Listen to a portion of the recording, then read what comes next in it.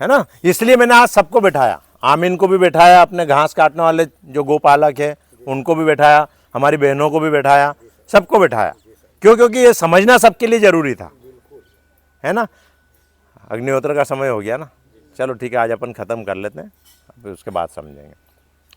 तो ये समझना ज़रूरी था कि नहीं था, है ना। वरना हम चले जा रहे हैं, है ना, और दिशा तय नहीं है ना। बाद में पता चला यार दिशा ही गलत थी, जाना था हमको इंदौर की तरफ और चले गए हरदा की तरफ, है ना। तो अगर इधर चले गए तो इंदौर पहुंचेंगे क्या? इंदौर अगर पहुंचना है तो हमको इंदौर की दिशा में ही चलना पड़ेगा। तो अगर हमको गुरुजी मतलब टीसीबीटी तकनीक का उपयोग लेना है या उसका पूर्ण फल लेना है तो हमको क्या करना पड़ेगा कि उसकी पूर्ण तकनीक को अपनाना पड़ेगा। और अभी हम 96% को छोड़ रहे थे, तो क्या रिजल्ट आते? अभी तक हम रिजल्ट से जूझ रहे हैं, है ना। काका ने भी अदरक में खूब मेहनत करी है ना, नींबू में भी खूब मेहनत करी है। अपना भाई क्या नाम इसका, सही करोगा गुरुजी तो मेरा तो अपना तुम्हारा ये ड्रैगन फ्रूट भी सही निकलेगा, सही निकलेगा ना, है ना। यशवंत भी खूब मेहनत कर रहा है ना, लेकिन फिर भी तुम्हारे यहाँ फूल झड़ रहे थे। ये फूल झड़ने के जो झड़ना अभी कम हुए हैं, इसके 2 कारण है, पता है तुमको। एक तो जो अपन ने नैनो वाले प्रोडक्ट डाले, और एक अपन ने उस खेत पे अब अग्निहोत्र करना चालू कर दिया। हो रहा अग्निहोत्र कितने टाइम से हो रहा है? महीना भर हो गया, है ना। तो अब वहाँ की ऊर्जा भी पॉजिटिव होना चालू हो गई, वहाँ की ऊर्जा भी सकारात्मक होना चालू हो गई, ठीक है। तो एक उसका भी परिणाम है। अब जब तुम उस अग्निहोत्र को और भावना के साथ करोगे, है ना। अभी मैंने देखा है कि जिस व्यक्ति का खेत है चौकीदार का, तो चौकीदार ही अग्निहोत्र में कर रहा है और वही शामिल हो रहा है। बस सुपरवाइजर अपने घर में नींद काट रहे हैं, मालिक ही नींद काट रहे हैं तो सुपरवाइजर तो क्या करेगा बेचारा। जबकि हमको क्या करना चाहिए कि उसको एक उत्सव बनाना चाहिए, अग्निहोत्र को एक उत्सव बना करके और काम करना चाहिए कि यहाँ जितने भी लोग रह रहे हैं या हमारे परिवार के जो लोग हैं उनको भी जाकर के बैठना चाहिए। क्यों? क्योंकि वो केवल हमारी खेती की ऊर्जा को ही नहीं बढ़ाएगा, वो हमारे शरीर की ऊर्जा को भी बढ़ाएगा। और अगर शरीर की ऊर्जा बढ़ेगी तो हमको बीमारियां कम होगी। सिंपल सा है। हमारी सर्दी, खांसी, बुखार, ये जो हमारी कोई की कमर दुखती है, किसी का सिर दुखता है, किसी का पेट दुखता है, ये सब होता है कि नहीं होता है? क्यों होता है? क्योंकि हमारा जो इम्यून सिस्टम है, जो हमारी रोग प्रतिरोधक क्षमता है, वो कम है। तो हमको कीट और वायरस घेर लेते हैं, इसलिए हम बीमार पड़ते हैं। तो अगर हमारे शरीर की ऊर्जा ज़्यादा रहेगी तो रोग प्रतिरोधक क्षमता बढ़ेगी या घटेगी? घटेगी। बीमारी घटेगी काका, हाँ बीमारी घटेगी। वो आपका भाव समझ गयो, है ना। पर रोग प्रतिरोधक क्षमता किसके बोले? जो ना कीटाणु ना से लड़े, तो वह बढ़ी जाएगी, हमारी ताकत बढ़ जाएगी। रोग प्रतिरोधक क्षमता मतलब क्या हो गया? ताकत। तो ताकत बढ़ेगी कि घटेगी? बढ़ेगी, है ना। तो हमको हमारा परिवार का उत्सव बना करके उसको अग्निहोत्र को करना पड़ेगा। और जिस दिन हम ये करने लग गए ना, हमारा परिवार जिस दिन ये मानने लग गया कि हाँ ये अग्निहोत्र बहुत काम की चीज़ है, यही हमारा सब कुछ है, आधार यही है, तो उस दिन से क्या होगा? रोज हमारे घर में त्योहार होएगा। क्यों? क्योंकि हम रोज अग्निहोत्र कर रहे होंगे, सुबह शाम अग्निहोत्र कर रहे होंगे। और जब रोज अग्निहोत्र होएगा तो हमारे घर की पूरी ऊर्जा जो है वो पॉजिटिव हो जाएगी, वो सकारात्मक बन जाएगी। वो जरूरी नहीं कि जहाँ पर खेत है वहीं पर हवन किया जाए और वहीं प्रार्थना की जाए। हम अपने घर में बैठ करके भी प्रार्थना कर सकते हैं। तो प्रार्थना का भाव तो हर जगह से लगेगा। मैं जब वहाँ बैठता हूँ ना इंदौर में, मैं करता हूँ अग्निहोत्र। जब भी इंदौर में रहता हूँ तो जब तक कोशिश हो सके कि रात को लेट नहीं हुआ हूँ तो मैं सुबह बाकायदा उठ करके और अग्निहोत्र अपने घर पे करता हूँ। और तुम्हारे जितनों के खेत है ना, सबके खेत के नाम लेके उस खेत में कौन सी फसल लगी हुई है उस फसल के लिए प्रार्थना मैं वहाँ से भी बैठ करके करता हूँ।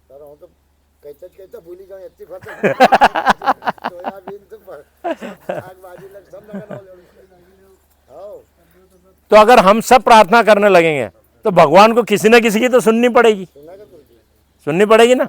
और हम में से किसी एक की भी सुन ली ना तो हम सबका उद्धार तो हो ही जाएगा। क्योंकि कंपनी का उद्धार होएगा तो कंपनी हमेशा तनख्वाह देती रहेगी तुमको और प्रमोशन भी देती रहेगी। लेकिन अगर कंपनी का उद्धार नहीं होगा तो क्या लंबे टाइम तक दे पाएगी? ठीक है, पिछले 6-7 साल से तो भगवान की दया से सबको मिल रही है, मिल रही बिल्कुल। किसी का 1 रुपया भी अपना बकाया है क्या? नहीं है ना, सबको बकायदा मिल रही है। जी सर जी, थोड़ा देर सवेर हो सकती, कभी हो गया हो, होती है गुरुजी, सभी में होती है। है ना, लेकिन सबको मिल रही है। तो ये तनख्वाहें तब तक ही मिलती रहेगी जब तक कंपनी का उद्धार होता रहेगा, और अभी तक कंपनी का उद्धार नहीं हुआ है। नहीं हुआ गुरुजी, तुमको सबको पता है कि यहाँ से हमने अभी कमा करके कुछ भी नहीं ले गए हैं, अभी केवल लगाए लगाए जा रहे हैं। यहाँ आसपास के गांव वाले तो हमको बुड़की बोलते होंगे, हाँ कहते हैं गुरुजी। क्या रहे तो बेवकूफ है। मेरे पास तो बहुत इनके पास फोकट की कमाई बहुत है, इंदौर में कमाते और यहाँ लगाते हैं। ये वो है ना? वो और रहे तो उससे वो हाँ, बहुत हो जाता है। है ना, लेकिन अब हमारा समय आ गया है, तो अब हम सबको मिलकर प्रयास करने की जरूरत है, क्योंकि हमको दिशा पता चल गई है। दिशा हमको पता चल गई कि हमको इंदौर पहुंचना है ना। अब हमारे ऊपर डिपेंड करता है हमारे, अरे भैया थोड़ी सी देर और बढ़िया, नाश्ता करके जाना। हाँ, बटो बटो, बटी जाओ अम्मा जी, आओ थोड़ी प्रसाद लेके जाओ। अब तो लिया नाश्ता, आ गया अपना, आ गया ना, ठीक है। तो अब हमको क्या है, हम सबको मिलकर के प्रयास करना पड़ेंगे। तो अब हमको दिशा मिल गई है। दिशा क्या है? टीसीबीटी, जो हमारा उद्धार कर सकती है। कर सकती कि नहीं कर सकती? कितने लोग मानते हैं कि हमारा उद्धार कर सकती है? सब करते हैं। सोहन काका, तुम्हारा नहीं है भरोसा? प्लेट लगा ले बेटा पवन, जाओ बहन लगवा लो तो प्लेट में। तो अब क्या है कि हमको दिशा मिल गई है ना, लेकिन इस दिशा में काम कैसे करना है ना। इंदौर जाना है, लेकिन इंदौर बहुत सारे तरीके जाने के। पहला तरीका पैदल, दूसरा तरीका बैलगाड़ी, तीसरा तरीका बस, है ना। पैदल से तेज काय से पहुंचेंगे, बैलगाड़ी से, बैलगाड़ी से तेज काय से पहुंचेंगे, बस से। चौथा तरीका मोटरसाइकिल, उससे तेज मोटरसाइकिल से पहुंचेंगे। पांचवा तरीका कार, छठा तरीका हेलीकॉप्टर, और सातवां तरीका प्लेन। इंदौर वही है, दिशा भी सही है ना, लेकिन पहुंचने का समय बदल जाएगा। तो जो हम यहाँ कर रहे हैं, हमारी दिशा क्या हो गई? टीसीबीटी, ठीक है। पहला तरीका कि जो हम रोज प्रोडक्ट बना बना के खेतों में डाल रहे हैं, तो ये हो गया पैदल वाला तरीका। इससे पहुंचने में समय लगेगा कि नहीं लगेगा, है ना। दूसरा तरीका ये हो जाएगा कि ये जो प्रोडक्ट हम बना के डाल रहे हैं, इनको भाव के साथ बना के डालें, तो ये हो गया क्या? बैलगाड़ी। तीसरा तरीका कौन सा था? बस। तो बस क्या हो गया कि अब अग्निहोत्र भी कर लें। चौथा तरीका, उस अग्निहोत्र को भी भाव के साथ कर लें, तो क्या हो गया? मोटरसाइकिल, कार आ गई, कार पे आ गए चौथे तरीके पे। अब पांचवा तरीका क्या हो गया? हेलीकॉप्टर। तो हेलीकॉप्टर मतलब इस ऊर्जा विज्ञान को समझ लें और इस ऊर्जा विज्ञान के साथ काम करना चालू कर दें। क्यों? क्योंकि जो अभी 3% दुनिया रह गई है, कौन सी थी 3% दुनिया? सूक्ष्म जीवाणु। 96% तो ऊर्जा थी, वो 3% कौन सा है? सूक्ष्म जीवाणु। सूक्ष्म जीवाणु में क्या आते हैं? पूरे भगवान आ जाते हैं। भूमि, गगन, भगवान का फुल फॉर्म पता है ना? भ से भूमि, ग से गगन, व से वायु, और आ की मात्रा तो अ से अग्नि, और न से नीर। तो ये क्या हो गया? भगवान। भगवान और कोई नहीं है, ये सब मिलकर के भगवान बने। और इसी के अंदर ये सूक्ष्म जीवाणु है। पता पूरी दुनिया में कितने इंसान हैं? हिंदुस्तान में तो पता है सबको, कितने हैं हिंदुस्तान में? 125-130 करोड़, अभी 140 हो गए होंगे, है ना। तो 140 तो हिंदुस्तान में ही है। पूरी दुनिया, अमेरिका ने, अफ्रीका ने, यूरोप ने, लंदन ने, स्विट्जरलैंड ने, सब मिलाकर के कितने हैं मालूम है? 8 अरब। कितने हैं? 800 करोड़। कितने हैं? 800 करोड़ लोग, जिसमें बच्चे, बूढ़े, लेडीज, जेंट्स सब आ गए। तो 800 करोड़ इंसान है पूरी दुनिया में, है ना। और गाय के 1 ग्राम गोबर में कितने जीवाणु होते हैं पता है? 1 ग्राम मतलब कितना हो गया? लगभग इतना सा, 1 ग्राम मतलब लगभग कितना सही होएगा? 10 ग्राम को 1 तोड़ो होए, जी सर, है ना, तो उसको भी 10वां हिस्सों, मतलब इतना सा गोबर। 1 ग्राम गोबर में कितने जीवाणु होते हैं पता है? 300 करोड़। कितने? तो 3 ग्राम में कितने हो गए? तो 3 ग्राम कितना हो जाएगा? लगभग इतना गोबर। तो इतने से गोबर में 300 करोड़ जीवाणु हैं, जो पूरी दुनिया में 800 करोड़ ही इंसान है, और गाय के इतने से गोबर में 900 करोड़ हो गए। 3 करोड़ मतलब 3 ग्राम मतलब कितने हो गए? 900। अगर 1 ग्राम में 300 करोड़ है तो 3 ग्राम में कितने हो गए? 900 करोड़। और इंसान तो 800 करोड़ ही है। तो जितने हम यहां दिख रहे हैं ना पूरी दुनिया में लोग, तो गाय के 3 ग्राम गोबर के अंदर हमसे ज्यादा जीवाणु है, और वो जीवाणु भी जीवित है, उनमें भी जीव है, और उनकी भी आत्मा उतनी बड़ी है जितनी आत्मा हमारी बड़ी है। ऐसा नहीं कि हमारी आत्मा इतनी बड़ी है और जीवाणु की आत्मा इतनी सी, ऐसा कुछ भी नहीं है। तो समझ रहे हो कि भगवान की माया क्या है? उस हमारी गाय माता के गोबर में कितने जीवाणु हैं।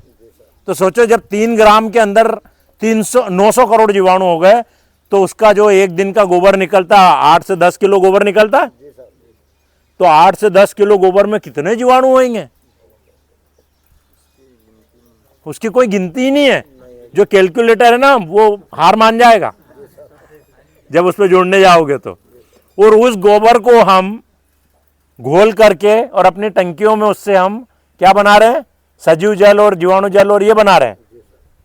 तो सोचो वो कितने बढ़ गए फिर। वो हर 4 घंटे में डबल होते हैं। कितने? हर 4 घंटे में डबल होते हैं। जब हम गाय का गोबर और गोमूत्र और गुड़ ये सब डालते हैं एक टंकी के अंदर, 200 लीटर की टंकी में, तो हम क्या करते हैं वहां पे पता है? उसको हम डबल करते हैं। तो हर 4 घंटे में डबल होते हैं। तो एक दिन में कितने दिन होते हैं? कितने घंटे होते हैं? 24। तो 24 को 6 से भाग दे दो, तो कितने कितने बनेंगे? 6। 4 घंटे से भाग दे दो, 24 को 4 से भाग दिया, सॉरी 4 से भाग दिया, तो कितनी शिफ्ट आ गई? 6 शिफ्ट। तो एक शिफ्ट में कितने हो रहे? डबल। तो 3, अगर 1 ग्राम गोबर की बात करें तो 300 करोड़ के कितने हो गए डबल में? 600 एक शिफ्ट में। अगली शिफ्ट में 600 के 1200 होंगे, फिर उसकी शिफ्ट अगली शिफ्ट में 1200 के 2400 होंगे, क्योंकि हर का डबल हो रहा ना, बच्चों के भी बच्चे हो रहे हैं, तो हर 4 घंटे में डबल हो रहे हैं। तो हम उसको 4 दिन तक अपनी कोठी में रखते हैं, तो 4 दिन में कितने हो जाएंगे? हम जोड़ भी नहीं सकते कापी पेन पे, उतने हो जाएंगे। और वो जीवाणु जब हम खेत में डाल रहे हैं, तो वो सब मिलकर के जो खेती करेंगे ना, तो हमारी खेती तो अपने आप पैदा होगी। समझ रहे हो ताकत? ये हमारी ताकत है गाय माता की। इसलिए हम गाय माता के गोबर और गोमूत्र पे ज्यादा ध्यान देते हैं। और जो गाय, एक बात और बता दूं, जो गाय दूध देती है ना, उसके गोबर में जीवाणु कम मिलते हैं, और जो गाय दूध नहीं देती है उसके गोबर में जीवाणु ज्यादा होते हैं। क्यों? क्योंकि उसके कुछ जीवाणु दूध में भी चले गए ना, क्योंकि फैक्ट्री तो उतनी है। मान लो फैक्ट्री में 100 टन बन रहा है या 100 कुंटल बन रहा है ना। अब उस 100 कुंटल को 3 लोग खाएंगे तो 3 हिस्से होंगे, और अगर 2 ही लोग खाएंगे तो 2 हिस्से होंगे। तो गोबर और गोमूत्र कितने हो गए? 2 हिस्से, और एक तीसरा दूध भी आ गया, तो कितने हिस्से हो गए? 3। तो फिर उस गोबर में जीवाणुओं की संख्या कम हो जाएगी। तो जो गाय दूध नहीं देती वो हमारे लिए ज्यादा महत्वपूर्ण है कि नहीं है? इसलिए हम पहले क्या करते थे? उन गायों को ही पालते थे जिनके जो दूध नहीं देती है, पालते थे। हाँ, हमारा काका ना हमारा पिताजी नहीं बोलता था कि नहीं खोबड़ा ना कि क्यों अवेरो यार तुम जो ना दूध देना कहीं अब चूंकि हमको छाछ की भी जरूरत लगने लगी है, घी की भी जरूरत लगने लगी है, इसलिए हमने दूध वाली गाय भी लाए हैं। लेकिन हमने बिना दूध वाली गायों को भगा दिया क्या? नहीं भगाया। आज भी पाल रहे हैं उनको। क्यों? क्योंकि हमको तो उस गोबर और गोमूत्र से मतलब है। जितना भगवान की दया से, गौ माता की कृपा से अपने को दूध की और छाछ की जरूरत है, उतना अपने की पूर्ति हो रही है। ठीक है ना? हमारी छाछ भी पर्याप्त मिल रही है और हमको घी भी पर्याप्त मिल रहा है हवन करने के लिए। ठीक है? तो उतनी हमारी वैसे ही पूर्ति हो रही है। तो हमको उससे गोबर मिल रहा है और उससे हमको गोमूत्र मिल रहा है, और दूसरा उनसे फिर बछड़े मिल रहे हैं। जी सर। आज वो जन रही है, बच्चे दे रही है छोटे छोटे, तो कल से वो गाय माता की उम्र पूरी हो जाएगी तो फिर से हमको नई गाय की जरूरत लगेगी, तो बछड़े बड़े हो जाएंगे जब तक। तो कितना पुण्य का काम है। ये है एक्चुअल गो सेवा। ये क्या है? गो सेवा। और जब हम गाय माता की सेवा करेंगे तो वो वैसे ही आशीर्वाद देगी, और वैसे ही आशीर्वाद देगी तो वो हमको फलीभूत होंगे कहां पर? खेती के अंदर। ये पूरा विज्ञान है। समझ में आ रहा है अभी विज्ञान? तो अब इस भाव से इस विज्ञान को समझ करके और वैसी मेहनत करेंगे, है ना, फिर देखना आपको रिजल्ट कैसा आता है। 100% रिजल्ट आएगा, 100%। अभी हो सकता है थोड़ी और गलतियां करें, तो मैं तो अब मैंने अब प्रण ले लिया है कि जहां जहां गुरु जी का सेमिनार होगा मैं हर जगह जाऊंगा सीखने के लिए। जाना चाहिए कि नहीं जाना चाहिए? है ना, क्योंकि मैं फोकट आदमी तुम सब में, मैं कोई काम करता ही नहीं हूं है ना, मैं केवल आदेश पारित करता हूं। ठीक है, लेकिन मेरा एक और काम है कि मैं ज्यादा से ज्यादा गुरुजी से लेकर के और आप लोगों को दूं। जैसे जो ट्रांसफार्मर लगा, ये क्या करता है? ये अपने 33 kV की लाइन से करंट लेता है और हमारी मोटर को चलने लायक बनाता है और मोटर को देता है। फिर मोटर चलती है, फिर पानी उठा करके हमको देती है। यही होता है। तो मैं क्या हो गया? मैं ट्रांसफार्मर हो गया। और गुरुजी क्या हो गए? वो ग्रिड हो गए। जो ग्रिड है ना पुनासा में, मेन पावर, वो ग्रिड हो गए। तो ट्रांसफार्मर को ग्रिड के पास जाना पड़ेगा कि नहीं जाना पड़ेगा? है ना। तो मैं अब कोशिश करूंगा कि ज्यादा से ज्यादा जहां जहां गुरुजी के सेमिनार हो रहे हैं वहां जाकर के सीख के आऊं और आप लोगों को सिखाऊं। मंजूर है सीखने के लिए? आज मजा आया कि नहीं सीख करके? है ना। और ये केवल खेती पे लागू नहीं होगा तो बेटा, ये तुम्हारे शरीर पे भी लागू होएगा, है ना। जो जिसको दारू पीने की लत है उसकी दारू की लत छूट जाएगी। जिसको मांस मटन खाने की लत है अपने आप मांस मटन छूटेगा। अगर हम जाने अनजाने में खा भी रहे ना, गलत चीज है मांस मटन खाना, पर जाने अनजाने में अगर हम खा भी रहे ना तो अपने आप छूट जाएगा। क्योंकि जहां सद्भाव आ जाएगा, जहां पे सद्गुण आ जाएगा, वहां अवगुण को जाना ही पड़ेगा। कोई एक ही रह सकता है, कहते ना एक म्यान में एक तलवार रह सकती है। तो या तो अवगुण रहेगा या सद्गुण रहेगा। करेक्ट। तो सद्गुण लाना चाहते हो कि अवगुण लाना चाहते हो? है ना। तो कोशिश करो कि अपने परिवार के साथ बैठो और हवन करो। मेरे को बड़ा मजा आता है जब सुनील के बच्चे भी उसके साथ हवन करते हैं, किशोर के बच्चे भी बैठ करके हवन करते हैं। मेरे को बहुत अच्छा लगता है कि यार आने वाली पीढ़ी भी सुधर रही। अगर ये बच्चे अभी से हवन करेंगे, इनके अंदर वही संस्कार जाएंगे, तो क्या ये कभी गलत राह पे जा पाएंगे? नहीं जाएंगे। तो इनको सही राह पे लाना किसकी जवाबदारी है? वो हमारी जवाबदारी। लेकिन आजकल के पेरेंट्स क्या कर रहे हैं, आजकल के माँ बाप क्या कर रहे हैं? बच्चे रोने लगे तो ले बेटा मोबाइल ले ये जो वीडियो का की तो क्या हो रहा? बच्चे में कौन सा संस्कार जा रहे हैं? हाँ? मोबाइल से चुप रहे, या टीवी चालू कर दी, ले बेटा कार्टून देख ले, है ना, उस टाइम पे भी मोबाइल रहेगा। तो हमको अपने बच्चों को क्या सिखाना है? हवन सिखाना है, पूजा पाठ सिखाना है ना। क्यों? क्योंकि हम अपने बच्चों के दुश्मन है कि माता पिता है? माता पिता है। तो कोई भी माँ बाप अपने बच्चों का बुरा चाहेंगे क्या? नहीं चाहेंगे, अच्छा ही चाहेंगे। तो बच्चों का अच्छा कैसे होएगा? जब उनको हम उसमें हवन में बिठाएंगे, उनको भी ये संस्कार देंगे। क्यों मैंने बोला भोला को भी, वो गुड़िया को भी, कि बेटा आ जाओ यहाँ पर बैठो। आज अपन इतनी बातें कर रहे हैं, 2-4 बातें तो उनके कान में जाएगी और दिमाग में रहेगी, है ना। क्योंकि वो जब पिक्चर की बातें और वो कार्टून की बातें जब उनके दिमाग में रह सकती है, तो हमारी ये बातें भी दिमाग में रहेगी। तो हमारे घरों में जब हमारी बहनें भी बैठेगी, आपकी बीवी मतलब मेरी बहनें हैं, तुम्हारी बहनें नहीं, तुम्हारी बीवियाँ हैं तो हमारी माँ बहनें भी जब हवन में बैठेगी, हमारे बच्चे भी बैठेंगे, तो अच्छे ही संस्कार आएंगे। और हमारे पहले के बुजुर्ग हमको सिखाते ही ये थे। ये तो मोबाइल और टीवी और ये तो अब चल गए, नहीं तो पहले कीर्तन होते थे मंदिरों में, है ना, रामायण होती थी, वो रामायण के वो क्या बोलते रामलीला भी होती थी, कथा भागवत भी होती थी ना। क्यों कहा कि होती थी ना तुम्हारा जमाना में, है ना। आजकल भी सब कम होता जा रहा तो अबे धीरे धीरे हम वो सब पुराने संस्कार छोड़ते जा रहे हैं, है ना। तो तो अब हमको वापस से वो दुनिया लाना है। अगर हमको हमारी खेती को सतयुग में ले जाना है तो हमारे संस्कारों को भी तो सतयुग के लाना पड़ेंगे ना, तभी तो भाव आएगा, आएगा गुरु जी। वरना भाव कैसे आएगा, नहीं आएगा ना। तो वो कहां से आएगा, हमको करने से आएगा। और जब हमको करते, हमारी पत्नी देखेगी, हमारे बच्चे देखेंगे, तो वो भी करना चालू करेंगे। और जब वो भी करना चालू करेंगे तो अपने आप सब होने लग जाएगा, हर घर मंदिर बन जाएगा। तो बनाना है कि नहीं अपने घर को मंदिर, है ना। अपने शरीर को स्वस्थ बनाना है कि नहीं बनाना है ना। तो काका सबके काकी के बुलाया करो वहां हवन करने वास्ते, अकेला मत बैठिया करो, हैं। रोज होए काकी, रोज होए, रोज सूर्योदय का समय पे ना, सूर्यास्त का टाइम पे, ठीक है ना।